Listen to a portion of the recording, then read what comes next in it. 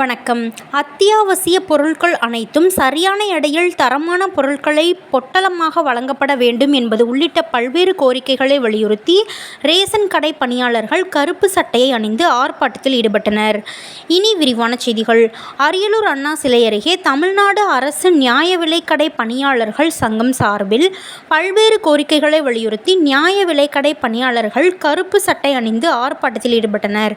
ஆர்ப்பாட்டத்தில் பொது விநியோக திட்டத்திற்கான தனித்துறையை உருவாக்க வேண்டும், குடும்ப அட்டைதாரர் விரல் ரேகை பதிவு, ஆதார் சரிபார்ப்பு 90% உயர்த்தியதை ரத்து செய்து மீண்டும் 40% விரல் ரேகை பதிவை நடைமுறைப்படுத்த வேண்டும், இணையதள சேவையை மேம்படுத்த வேண்டும், அனைத்து நியாய விலைக் கடைகளுக்கும் எடையாளர் நியமனம் செய்ய வேண்டும், அத்தியாவசிய பொருட்கள் அனைத்தும் சரியான எடையில் தரமான பொருட்களை பொட்டலமாக வழங்கப்பட வேண்டும், கல்வி தகுதிக்கு ஏற்ப ஊதியம் வழங்கப்பட வேண்டும், நியாய விலைக்கடை விற்பனையாளர்களுக்கு +2 கல்வி தகுதியாகும், அவர்களுக்கு உதவியாளர் ஊதியம் வழங்கப்பட வேண்டும், எடையாளர்களுக்கு 10வது கல்வி தகுதியாகும், அவர்களுக்கு இளநிலை உதவியாளர் ஊதியம் வழங்கப்பட வேண்டும், IAS தலைமையில் ஊதியம் மாற்றம் குழு அமைத்து 9வது மாநில ஊதிய மாற்ற குழுவில் நியாய விலைக்கடை பணியாளர்களையும் சேர்க்கப்பட வேண்டும் என்பது உள்ளிட்ட 30 அம்ச கோரிக்கைகளை வலியுறுத்தி ஆர்ப்பாட்டம் நடைபெற்றது. TN செய்திகளுக்காக அரியலூர் மாவட்ட செய்தியாளர் SP ரவிச்சந்திரன்.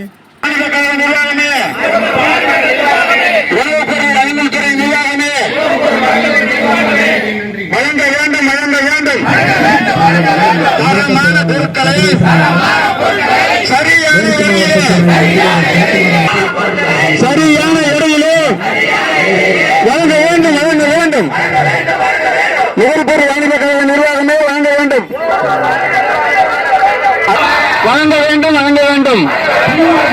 நுகர்பொருள் வாணிப கழக நிர்வாகமே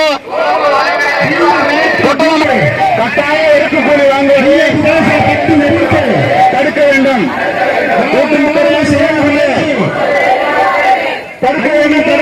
பொருட்களை வழங்கிவிட்டால் அபராதம் விதிப்பது நியாயம்தானா? உணவுப் பொருள் வழங்கத்துறை வழங்க வேண்டும். விரல் ரேகை பதிவு, ஆதார் சரிபார்ப்பு 40% மட்டும் மீண்டும் நடைமுறைப்படுத்த வேண்டும். அலுவலக கணினியோடு இணைத்து ரசீது வழங்கிய பின்தான் நியாய விலைக்கடை தரம் வேண்டும் தனித்துறை வேண்டும். பொதுவாக திட்டத்திற்கு